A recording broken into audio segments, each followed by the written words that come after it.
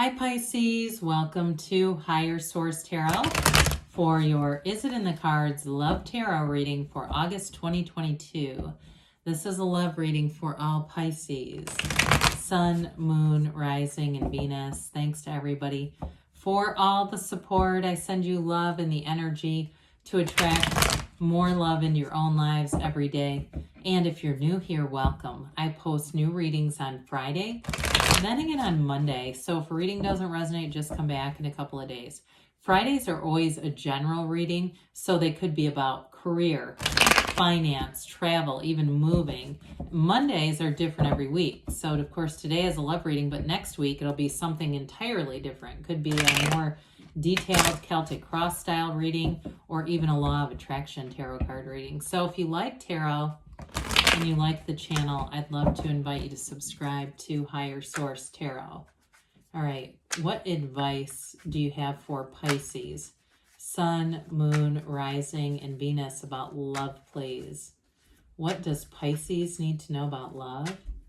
For the best and highest good of all concerned with Pisces. Messages for Pisces about love.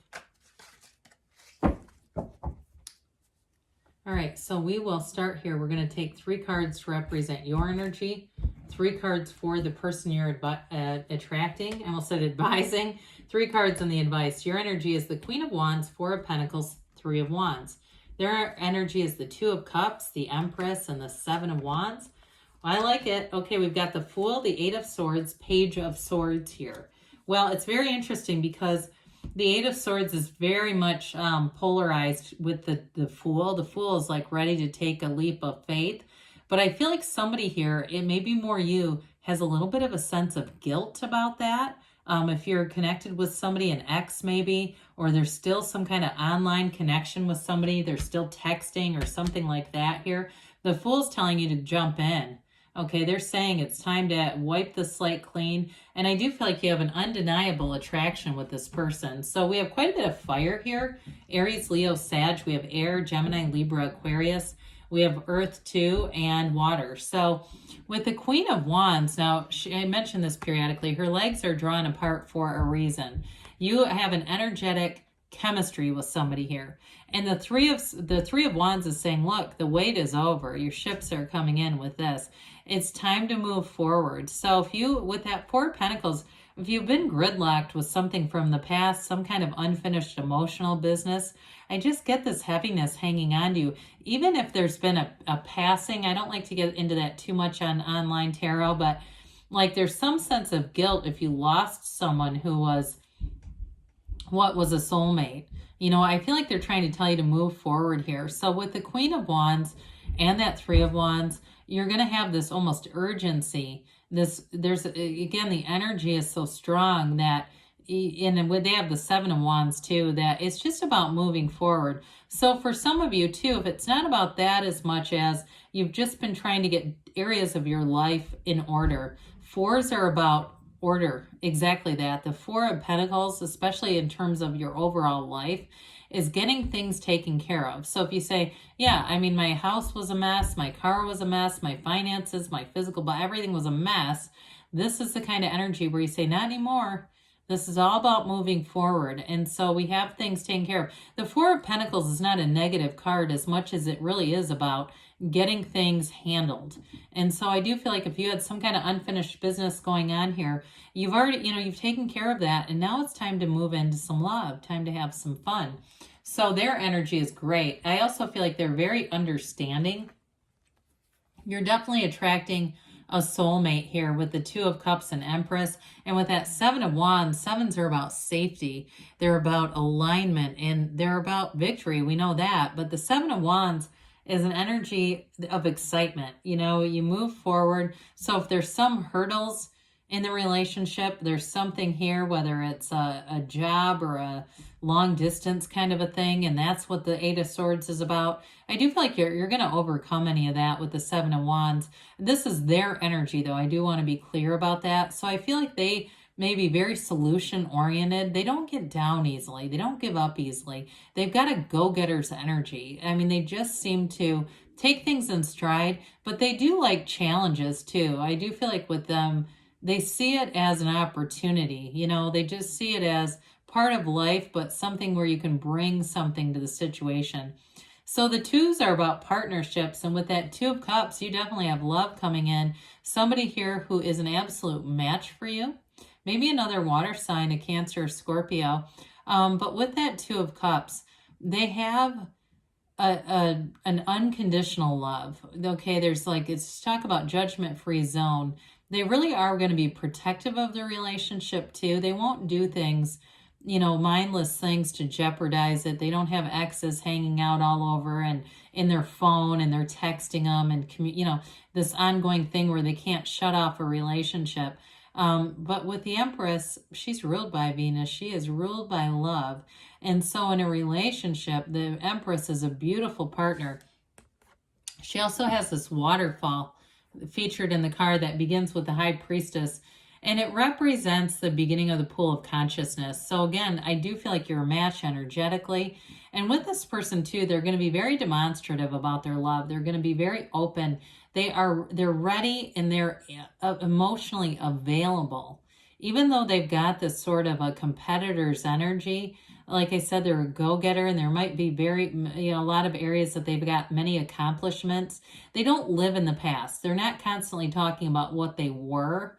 You know, those when they're talking about how great they used to be, and it's like, well, what are you now? But with this, I do feel like with the Empress, she's an absolute partner. Very easygoing energy too, though.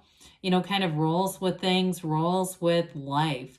And so there's no resistance here. This person's ready to jump all in. They've got their heart open wide, and they're ready for you, Pisces.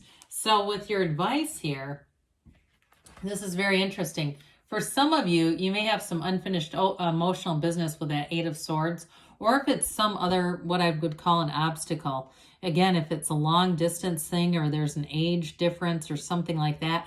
Because with the Eight of Swords, you've got, you know, all these swords represent, this is the peanut gallery that gives you their opinion. Everybody has an opinion, right? And they want to be generous with theirs.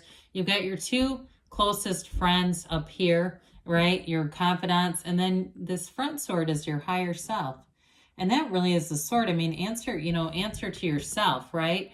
And so with the Eight of Swords, it is a self-imposed prison. It's too much thinking. It's, again, if you've got something hanging out in the past that you go, oh, Jesus, I don't want to run into them. That would be horrible. Again, there may be something about that. Or this person just doesn't leave me alone kind of thing. And I want to go into something new, and I've still got them, you know, on all my social media. It may be time with that Page of Swords to eliminate something. But the Page of Swords too, again, he's a messenger. Pages are messengers. He brings in communication. So with the Page of Swords, it's developing energy. So it may begin with text, with things, and that social media keeps coming up. There may be something about that. It just feels important. But with the Fool is a brand new beginning. It's a card of a vision quest. It really is having life power. And there's a, you know, with the Fool, it represents your soul and tells you that your soul is always victorious. He stands in, it's the number of 0, which is the field of pure potentiality. He stands in that field of pure potentiality, ready to take a leap of faith, ready to be all into a relationship. There's something about this that keeps saying we're out with the old and with the new here. And so with the Fool's energy, he's a card of great new beginnings. He's the beginner's mind. So a new beginning that brings in trust and eagerness to find out about each other, to know each other, and to love openly. There's no resistance with the energy of the Fool. So it's releasing all the resistance and going right into things. So let's see here, Pisces, what the angels have to say for you about love. Messages about Pisces, about love, please, for Pisces, please. What else does Pisces, Sun, Moon, Rising, and Venus need to know about love? Advice for Pisces, please.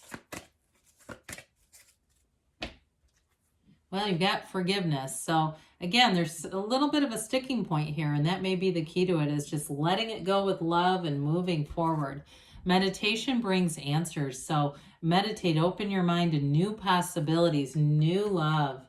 And we've got here compromise. So for some of you, if there is some reason, because the Two of Cups, if it is reconciliation, the Two of Cups tells you it's worth the investment. So if it's somebody who really doesn't give up on you, it may be time to sit down and have a conversation. They do say you're ready. And there's something better though, okay? So if you have something very specific in mind, be open to the universe doing the heavy lifting, the universe taking you on the path, but know that you're here to have joy in the journey. You're here to have love. Yes, it's in the cards. I love you too, and I'll be back again soon.